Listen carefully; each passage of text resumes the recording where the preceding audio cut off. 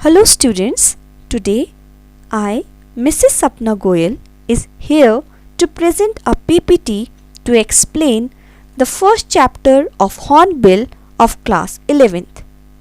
The name of the chapter is The Portrait of a Lady by Khushwant Singh. The Portrait of a Lady is part of an autobiography by Khushwant Singh. In this story, the author draws a pen portrait of his grandmother. He beautifully unfolds their relationships and how it undergoes several changes. In other words, the story is a loving tribute from a grandson to his grandmother. The story gives a picture of human relationships. It is a realistic account of how the grandparents give all their time, attention and love to their grandchildren. About the writer, Khushwant Singh was an Indian author, lawyer, diplomat, journalist and politician. His experience in the 1947 partition of India inspired him to write Train to Pakistan in 1956, which became his most well-known novel. I prefer that students must read it. The another important novel excerpt is included in class 11th, that is The Portrait of a Lady. Now let's discuss about the characters. The first most important character is grandmother. Khushwant Singh's grandmother is described as an extremely religious person. She was a very kind lady. She was short, fat and slightly bent. Another important character is Khushwant Singh, the author. He recounts his childhood days and his relationship with his grandmother. The author remembers his grandmother and grandfather. For 20 years, he found her old and wrinkled. The thought was almost revolting as for my grandmother being young and pretty. Author's grandfather's portrait hung on wall of drawing room. He wore a big turban, loose clothes and looking at least 100 years old.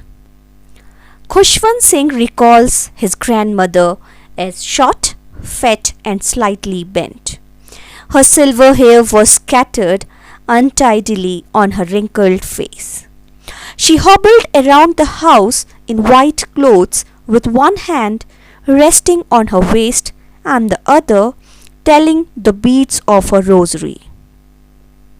Khushwant Singh remembers her as not very pretty but always beautiful.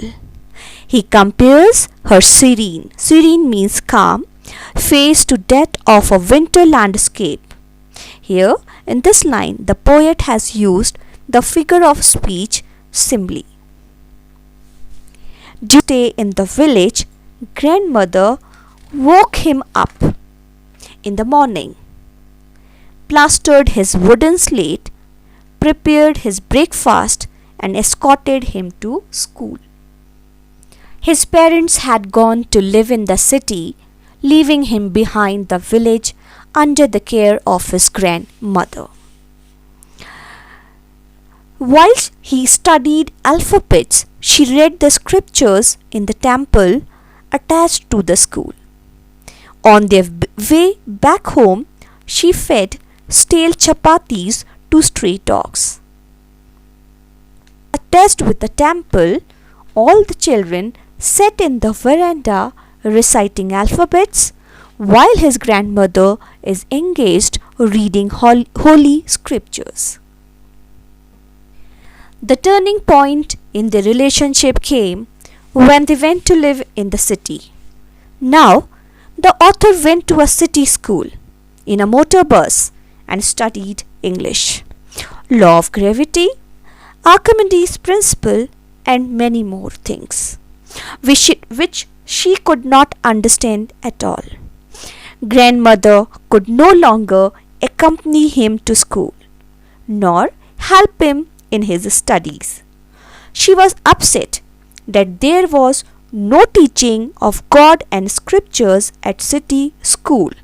Instead, he was given music lesson which, according to her, was not meant for gentle folk. The common link of friendship gets snapped. Snapped means broken. Grandmother rarely talked to anyone now. She spent most of her time sitting beside her spinning wheel, reciting prayers and feeding the sparrows in the afternoon. When the author felt left for abroad, grandmother did not get disturbed. The grandmother celebrates the author's return and fall sick. After 5 years, he came back. Incredibly, he was welcomed by his grandmother, who was not grown a single day older. Singh notices that even at this time, when everyone is joyful about his return, grandmother's happiest moments was with her sparrows. Later in the evening, there was a change in her attitude. She celebrated the return of her grandson by collecting some women of neighborhood and beating drum for several hours. Next morning, she got ill, although the doctor said it was a mild fever and would go away soon. She could foresee that her end was near. She did not want to waste time talking to anyone. She lay peacefully in bed, praying and telling the beads till her lips stopped moving and the rosary fell from her lifeless fingers. To mourn her death, thousands of sparrows flew in and sat scattered around her body. There was no chirping, and when Khushwant Singh's mother threw breadcrumbs to the sparrows, they took no notice of the bread. They flew away quietly. When the dead body of grandmother was carried away for last rites. When the author and others came to take away the grandmother's body, they met a strange sight.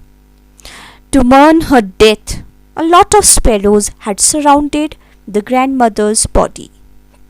They were all silent.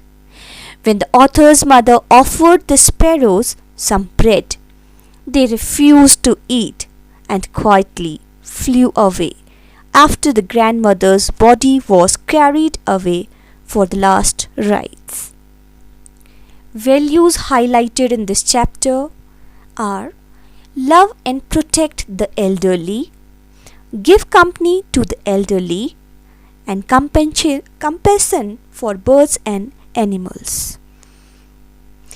The message given through this chapter is that grandparents' love is unique. Their love is without flaws. They give us the best advices. They want us to see our ultimate happiness, so don't leave them. They only need our intention, love, care, respect. They are God's gift. A grandparent's love is strong and deep, filled with memories to cherish and keep. So finally, students, this is the end of the chapter. Now, I am giving you assignment to write the summary of this chapter in your own words in a separate notebook and write the meanings of the difficult words and phrases while you just read the chapter thoroughly. Thank you, students. Hope you like my video. Please just pay attention in each and every PPT and explanation given by me.